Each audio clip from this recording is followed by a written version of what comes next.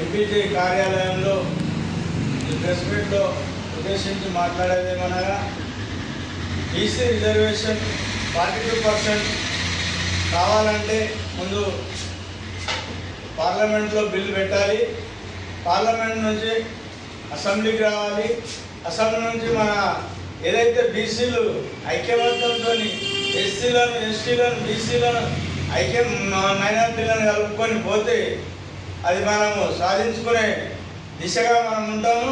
రాజ్యాంగంలో పొందుపరిచిన ఏదైతే 1909 ఆర్టికల్ ప్రకారం మీకు బీసీ రిజర్వేషన్ కావాలి అంటే ఎస్సీ బీసీ మైనారిటీలను అందరం ఏకమై మనం ఈ బీసీ రిజర్వేషన్కు సాధించుకోవడానికి మనం ముందుకు వెళ్దాం. దానికి మేము ఈ మా కార్యాలయం నుంచి మేము మీకు మద్దతు ఇవ్వడం జరుగుతుంది. Movement for piece and justice के ऑफिस पे दफ्तर पे जनाब शेख हुसैन साहब ऑर्गेनाइजर एमपीजे और साथ में बंगारू साहिल साहब बीसी एससी के लीडर हैं जो समाजी खिदमतकार हैं जहदकार हैं।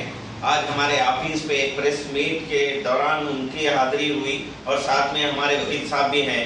तो हमारे बोलने का मकसद ये है कि हमारा डिमांड ये है कि 42% जो रिजर्वेशन दिया गया था वो रिजर्वेशन ऑलरेडी असेंबली में पास हो चुका है।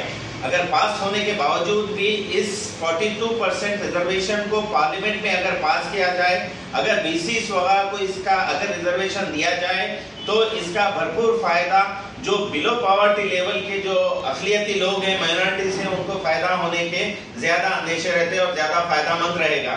लेकिन ये तमाम चीजें हुकूमतों के ये ड्रामे ये तमाम चीजें जो होने की वजह से ना ही इस पे अमलावरी हो रही, ना ही मुसलमानों का, ना ही बीसीज का, ना ही जो है माइनॉरिटीज का फायदा हो रहा। लिहाजा हमारी डिमांड ये है कि उसको यहाँ अगर असेंबली में पास किया गया तो साथ ही साथ उसको पार्लियामेंट में भी पास करके उन तमाम लोगों को उन तमाम तबकात को फायदा पहुंचाए। ये तमाम चीजें जो है इसी की हम डिमांड करते हुए हम आज इस दफ्तर में जमा हैं और हमारी पुरजोर अपील है कि इसको इस पर जल्द से जल्द अमलावरी हो। Thank you. నిజామాబాద్ శాఖ తరఫున భారతదేశంలో మా యొక్క సోదరుడిన బీసీ సోదరుడు వారికి పెద్ద ఎత్తున అన్యాయం జరుగుతుంది కాబట్టి రేపు జరగబోయే బంద్కు మేము నైతికంగా మద్దతు తెలుపుతూ వారికి రాష్ట్ర ప్రభుత్వం 42% బీసీకి రిజర్వేషన్ ఏదో ఇవ్వడం జరిగిందో అది అసెంబ్లీలో పాస్ చేయడం జరిగింది.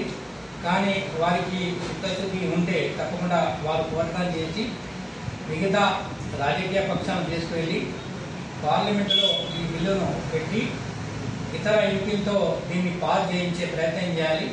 అప్పుడే పాస్ అయిన తర్వాత 9వ షెడ్యూల్ దీన్ని పెట్టి దీనికి అనుకూలంగా తీర్పు వస్తే బీసీ సోదరులకి న్యాయం చెప్తుంది. కాబట్టి ఆ రకంగా అన్యాయం జరుగుతున్న బీసీ సోదరులకు న్యాయం జరగాలంటే తప్పకుండా 42 కన్నా ఎక్కువ పర్సెంటేజ్ రిజర్వేషన్ ఇవ్వాలి. ఏ విధంగా అయితే తమిళనాడు ప్రభుత్వం 60% కన్నా ఎక్కువ అక్కడ రిజర్వేషన్ సాధించున్నది ఆ దిశగా ఈ యొక్క రాష్ట్ర ప్రభుత్వం ఎందుకంటే వారిని గెలిపించుకున్నందుకు కనీసం ఎందుకంటే బీసీ సోదరులకు న్యాయం చేయాలి. అదేవిధంగా ఎస్సీ ఎస్టీ మైనార్టీ సోదరులకు కూడా న్యాయం చేయాలి.